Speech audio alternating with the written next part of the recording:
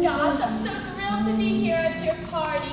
I hope my awe of the surrounding celebrities doesn't too much expose a predisposition of mine to attraction to material wealth. No. Who would expect such foreshadowing in the exposition?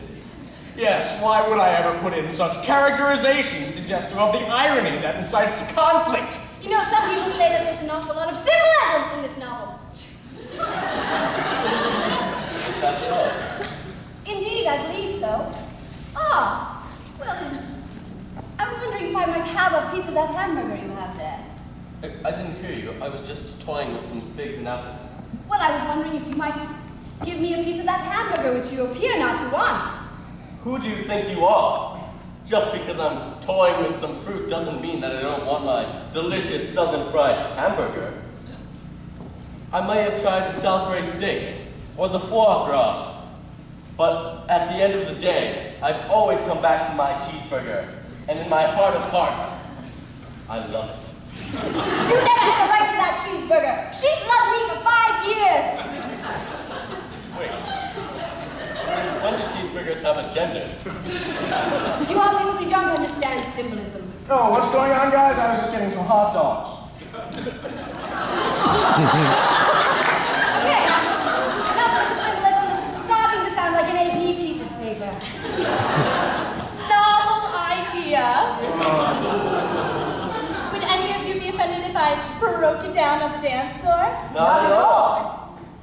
Actually, might I have a dance, Miss Daisy? Oh, sure. Mind if I cut in, old chap? Well, a short dance shouldn't do much harm. Great, let's move in a suggestive manner. Well, when you put it that way. And boy, did they ever put it that way. They put it that way. They put it this way. And they put it every which way. But Tom's way.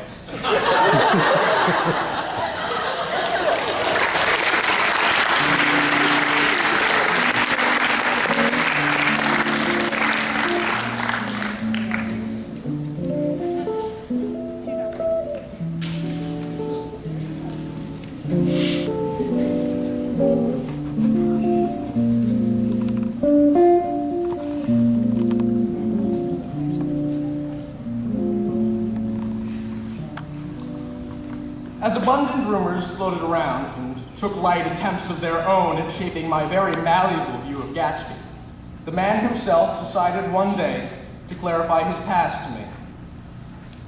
During my service in World War I, Well, World War I knew people. In any case, I single-handedly broke a hole in the Western Front the size of Austria, and I was celebrated throughout the Allied countries for all except one. England.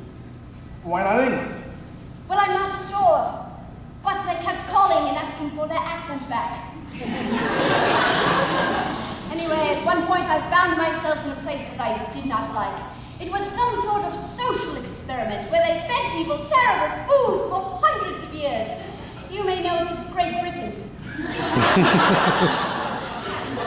But you have an English accent.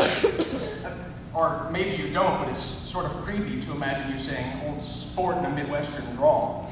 Well, if it really bothers you, think William Buckley. In any case, I returned home contented to find that my family had all died and left me a great deal of money. But that guy, Cody, he said he found you looking for clams in Michigan. Well, yes, but not real clams. Money. Well, I had dropped several wads of $1,000 bills on Lake Okeechobee.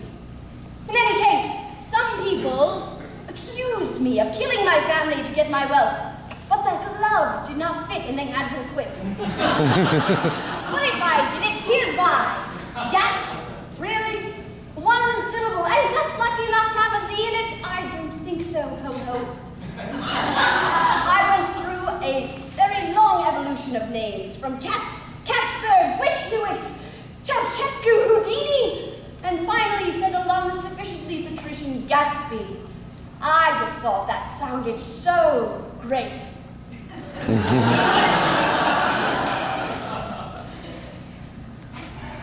But what brought you back to your home? Well, you know, I could not escape the lure of that beautiful and unthreatening Daisy all these years. But you had to have known about Tom. It was such a specific set of circumstances when she fell in love with you. I mean, you can't repeat the past. Can't repeat the past? Why, of course you can. Even if she was something in your past, I mean, you can't repeat the past. Can't repeat the past? Of course you can. Can't repeat the past? Why, of course you can. Can't repeat the past?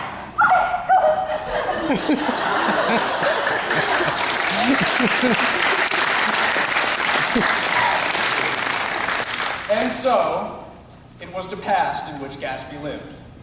The single period in the history of the world in which he and Daisy were in love, and everything in the universe supported that fact. He chose to completely ignore their current circumstance. All that had transpired since that moment were peripheral and unimportant. The glamorous environs of West and East Egg were negligible deviations upon his vision of what and where he and Daisy were. Everything was perfectly set in that perfect past, even if it was an effort to have to ignore the truth.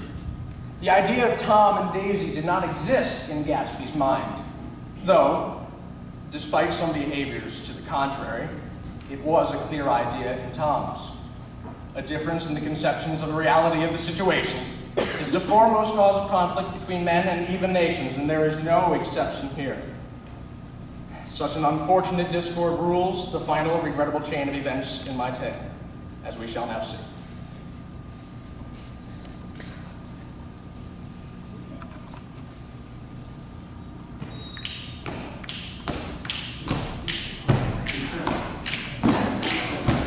Gatsby! Good to see you, old sport. Same to you, friend. Get us some drinks, dear. Yes, some cold drinks. Some gin would be wonderful right now. Okay, if you insist. Would you like that on the rocks? Actually, I prefer mine straight up. Good. We're out of ice. Oh, you know what? Forget it. Let's just go into town and get a mint julep. Okay, whose car should we take? Let's take mine. It's long and everyone can fit. I think my cruiser is more appropriate for the occasion. Better control. And let's ask Daisy. I prefer Gatsby's coupe.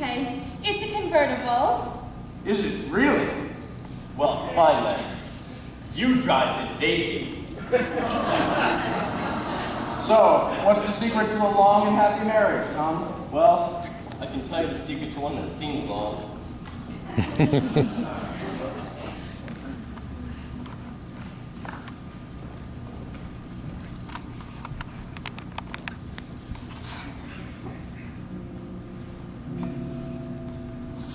I understand you went to Oxford? Right, yes, I did. I stayed there once for a long while. Once for a long while, huh? By that, I'm a Paris man. And I'm a Daisy's bedroom man. What? You son of a... Now, just because you're the perfect villain for a Bond movie doesn't give you the right to make love to my wife. Don't you see? She doesn't love you. That's not true. No, not true. Then what is true? Well, I love you, but I also love Tom. Well, only when he gives me attention and pearl necklaces. Well, but I love you, I do, but all the time when Tom doesn't. Oh, you only ask him too much. Can't you just tell him a bubble brain bimbo? This is enough. We're going home, Daisy.